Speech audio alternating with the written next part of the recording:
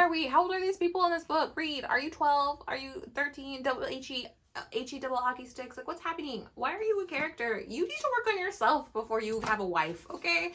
Maybe you need to work on yourself before you lead the other Chaucers, okay? You need to sit down and have a conversation with yourself, because who talks like that? Hey friends, welcome back.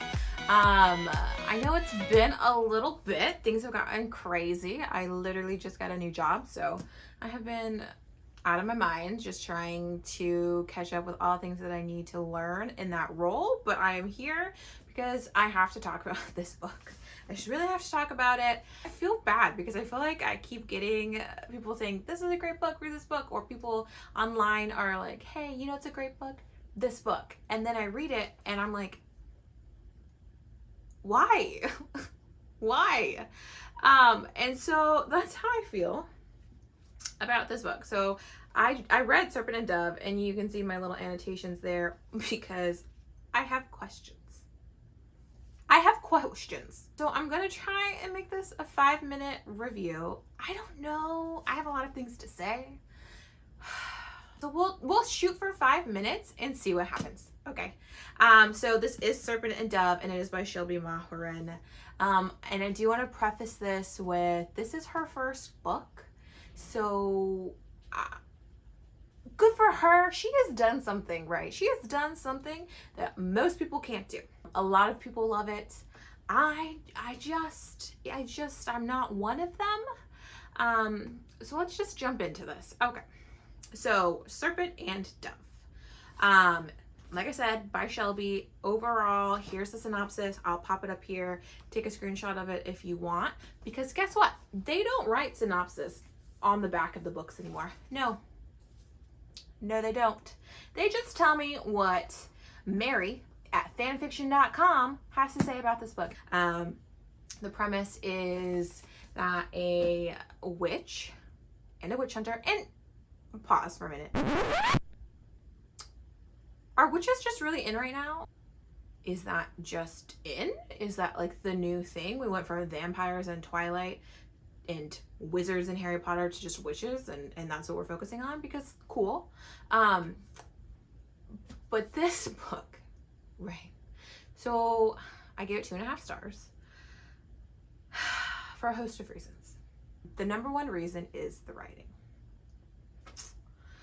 So I think what I had said in my review on Goodreads is that what made it so difficult to me was the writing due to its anachronistic nature, its stilted dialogue, and its stunted characters, which I feel bad for saying out loud. But honestly, when you're reading it, it's so jarring because she's trying to world build this world, right? And that is honestly another flaw because the world building in Serpent and Dove is based around France. So I almost didn't realize it was actually a fictional world because she took so many like elements that were like French in nature to create a world, but the world wasn't fully fleshed out to know where you were. Like instead, you just get a lot of dialogue that tells you what's happening. There is no show me. It's just they tell you. There's no nuance in this book. There's no subtlety. They hit you over the head with a hammer. That's one piece. So let's talk about the plot. So one, with the anachronistic language, like I think some of it is just like the vernacular use just doesn't seem like it fits with the time period that she's trying to create, which is very jarring. So when you're reading it, you're like, wait, where am I? Am I in 2021 or am I like supposed to be in some weird time period in the 1817, 1600s? I don't know because there was no world building. I literally thought someone was going to come out and start a TikTok dance at any moment because I couldn't tell where I was half the time. And so that was really hard just to continuously get into it and be in the novel. And then also the pacing was strange because what genre is this, right? Is this like a romance between two people that hate each other? Is it a love to hate trope? Is it, or hate to lovers trope? Is it like an epic fantasy adventure book, I don't think it knows what it wants to be, because the first 2/3 is like this long winding romance between two people who hate each other, and then the last like 30 pages suddenly they're in some fight to save the world, and the world will come to an end should they not win. And you're like, what, where did that come from? Why are we doing this right now?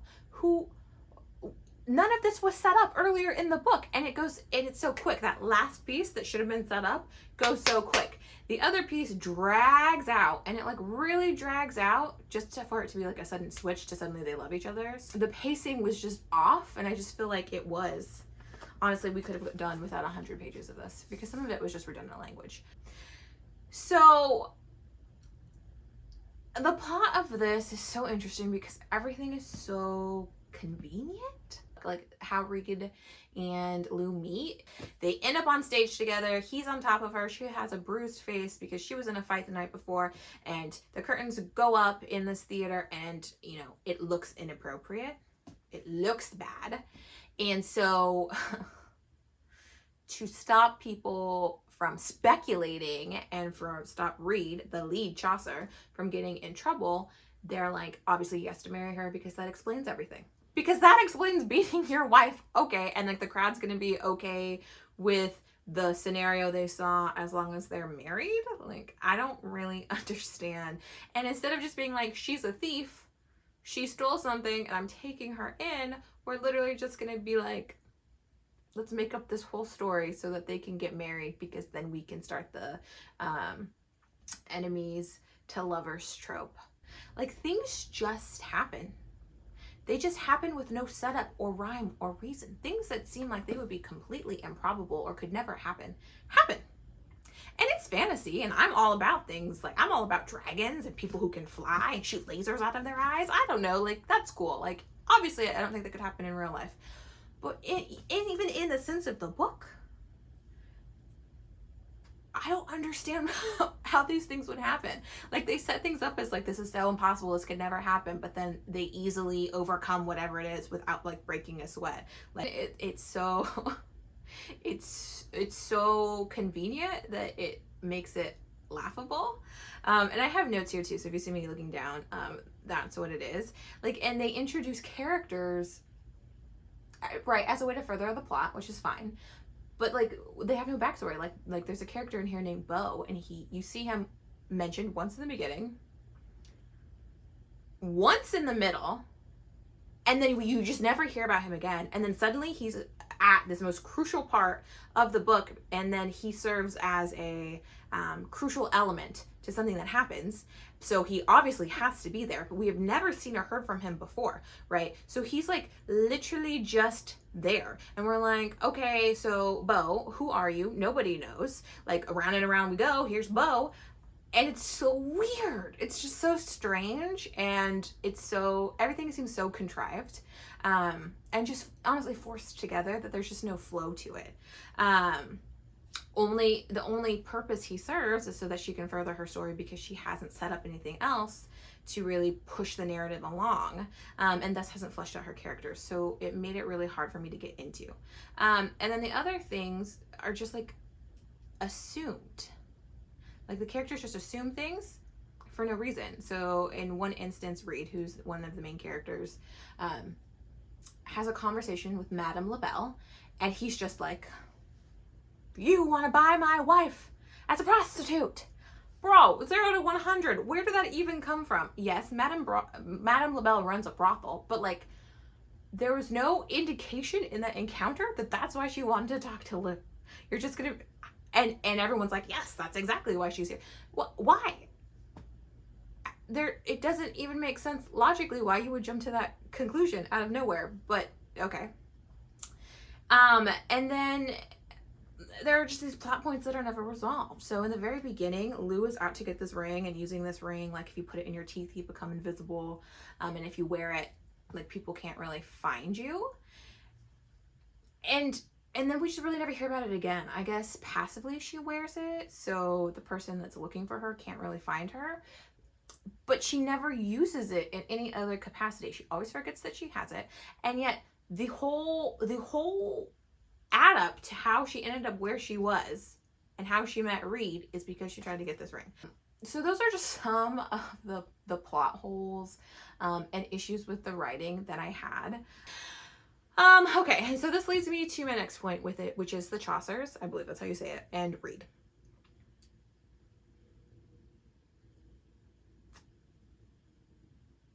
Why are they all bumbling fools? No one knows anything about the witches, right?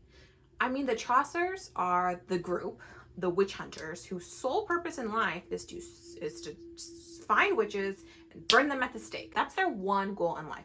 Yet they know nothing about the witches. They know nothing. Nothing, Jon Snow. They know nothing. Like, literally, Reid is Jon Snow. He knows nothing, except he has no character development or personality.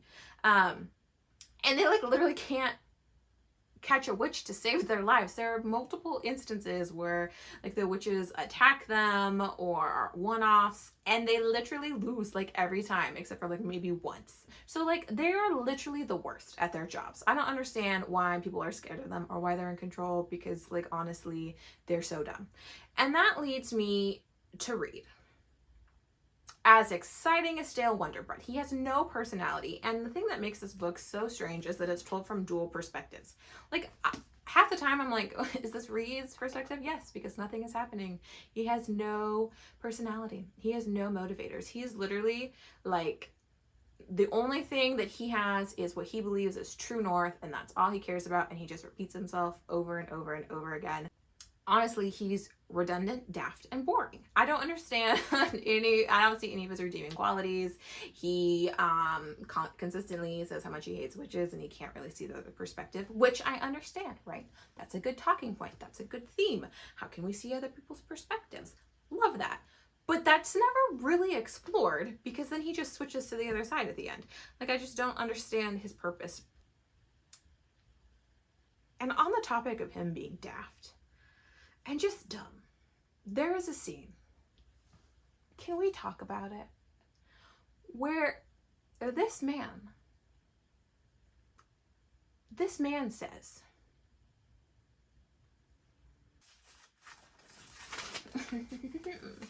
let's just read this. This man, he says, but they only give birth to females. Grinning, I thrust my face towards hers in response. She jerked back and nearly toppled off the bed. I arched a brow in wry amusement. Sounds like asexual reproduction to me.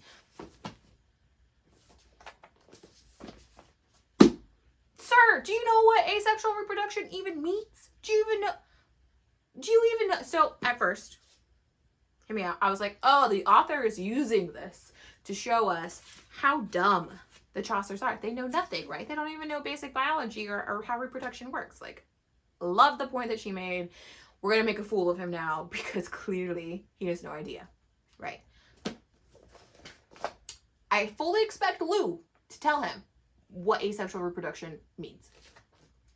She says, don't be stupid. She punched her pillow into shape and threw herself back. Careful not to touch me this time. Of course witches have sons.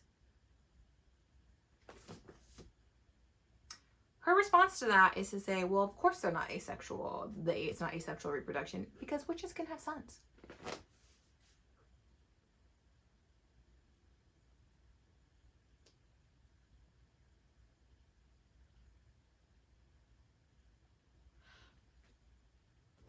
I'm just going to leave that there because I don't have anything else to talk about. I'm just going to leave that there. I have no words, but honestly, that explains Reid. And then we have his foil, Lou, which I want to tell you, like, in the beginning of that sentence, she says, because actually, to preface that conversation, Reid is saying witches aren't women. They don't, like, they're not female. They're not human. And she says, of course, witches are female, right? Witches can give birth, Reid. She flicked my nose. I blinked, lips quirking up in surprise. That makes them female. Lou's not like the other girls, right? So the author wrote her as a very, she's the foil to Reid because she does have a lot of personality. I will give her that. She's spunky, she's sassy. She is not like the other girls. She swears, She wears pants. She is out here doing everything right. Everything that I think our author thinks a feminist should be doing, right? Going against the gender roles, going against the gender norms, down with the patriarchy. Yet, as she breaks female stereotypes, she is categorically painted as a woman hater because she talks condescendingly about other women who aren't like her. But you can't deny that women who want to express themselves in a feminine light are also not feminist or have, you know, are less than you. And so I was like so confused by how we were creating this character and her, like, how she was supposed to come across and how she actually came across. Like, literally, Lou, I'm sorry. Not all of us can be pant wearing, big titty litty, screaming, beer drinking girls. We can't all just be that girl. That's what makes you not like the other girls. Look, there's so much more that I can't even talk about. I don't even know what else to say because I'm just like astonished. Like, and then let me just read you this other scene here. Literally, like, spoiler if you haven't read it. Spoiler. She's a witch, Ansel. You must understand this. She is not your friend. She is not my wife. And then Ansel is all upset because blah, blah, blah, blah. And then he's like, I was a huntsman. I was a man. But I couldn't be both. Not anymore. I mean, okay. And then Ansel's like, oh, you don't believe that. You like her. And he's like, all she's ever done is lie to me, Ansel. And then Ansel goes, it wasn't a lie. You know it wasn't. You called her a she. Sir, he called her a she 3 pages back in front of you after he knew she was a witch. It's not some moment that we all need to weep over because now he's weeping because he didn't call her an it. And like, he's like, yeah, no, Lou wasn't an it, but she still lied to me. Yeah, I mean, like, I understand where she was going. I really did. But some of this writing and some of the way that the things are set up are very soap opera-esque. It just wasn't for me. If you want to laugh and you want to giggle and you just don't want to take it seriously, pick up this book. Anyway, folks, that's all I have to say. That is Serpent and Dove by Shelby Maharan. That is my take on it. You know, these are fun. If you liked it and you enjoy it, tell me down below why. Tell me down below why, because I want to know.